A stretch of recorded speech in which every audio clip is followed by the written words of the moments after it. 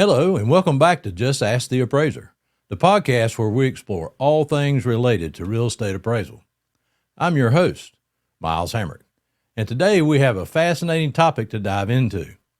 We'll be discussing Contingent Valuation Method, or CVM, and how it can be applied in the world of real estate appraising.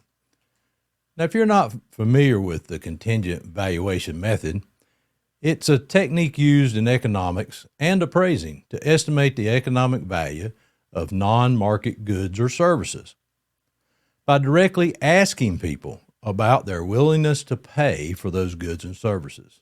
While the contingent valuation method is more commonly used in environmental and public policy contexts, it can also be a valuable tool in the real estate appraising business, especially when dealing with properties that have unique or non-standard characteristics.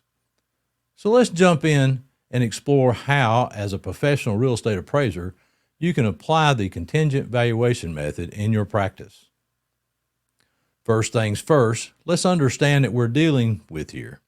In the realm of real estate, we often encounter properties with unique features or amenities that don't fit nearly into the traditional appraisal methods, such as sales comparison approach or the cost approach.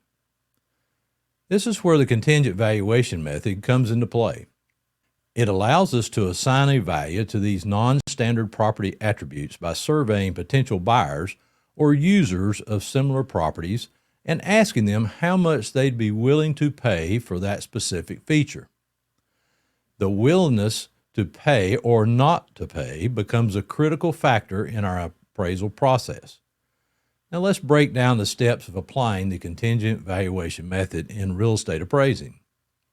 The first step is to define the object of valuation. You'll start by clearly defining the non-market characteristic or the amenity you want to value. This could be anything from proximity to a scenic park, waterfront location, historical significance, or any other unique feature that sets the property apart. Next is to identify the study area. Determine the geographical area or market segment that's relevant to your property. It's crucial to ensure that the respondents you survey are potential buyers or users of properties similar to the one that you're appraising. Step 3 is to develop a survey instrument. Create a structured questionnaire or survey instrument that includes questions about the unique feature you're valuing. For instance, you can ask potential buyers how much extra they'd be willing to pay for a property with that specific feature, either a dollar amount or a percentage. Moving on to the next steps, you'll select a sample. Choose a representative sample of respondents who are familiar with the local real estate market and may be interested in purchasing a property with the identified amenity. Administer the surveys to the selected respondents. This can be done through in-person interviews, telephone interviews, or online surveys.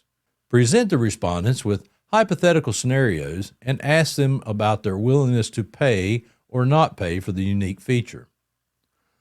Collect and analyze the survey responses to estimate the mean or median willingness to pay for the amenity. Statistical analysis may be required to account for the different factors like income, age, and other demographic variables that can influence willingness to pay. Now let's discuss the practical aspects and potential challenges.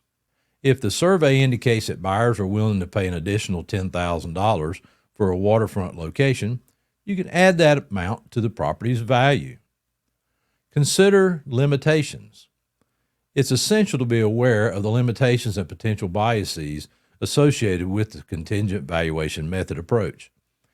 Issues like hypothetical bias and scope effects may affect the accuracy of the estimated willingness to pay values. Being transparent about these limitations is crucial for a credible appraisal. Document your methodology. Thoroughly document this methodology, including survey design, sample selection, data analysis, techniques, and any assumptions made during the valuation process. This documentation ensures transparency and trust in your appraisal. Seek professional guidance. If you're new to this method or dealing with complex cases, consider consulting with experts or economists experienced in this method. Their insights can be valuable in ensuring a reliable valuation process. This method offers real estate appraisers a powerful tool to assess the value of unique property characteristics that defy traditional appraisal methods by directly asking potential buyers or users about their willingness to pay or not pay. You can assign a value to those non-standard features and provide more accurate appraisals. Remember to approach the contingent valuation method with caution, acknowledging its limitations and potential biases. Transparency and meticulous documentation are your allies in ensuring the credibility of your appraisal. Thank you for joining me today on Just Ask the Appraiser, and I hope this discussion has shed some light on this process. I hope this discussion has shed some light on how the contingent valuation method can be a valuable addition to your real estate appraiser's toolkit. As always, stay informed, stay curious, and just ask the appraiser. You have been listening to the Just Ask the Appraiser podcast, brought to you by Miles Hamrick Appraisal Services with your host, Miles Hamrick. All contents are the opinion of Miles L. Hamrick Sr. for the entertainment and or education purposes only. This information is in no way legal advice, real estate advice, investment advice, or the opinion of any other regulatory agency or organization. Thank you for listening to Just Ask the Appraiser podcast.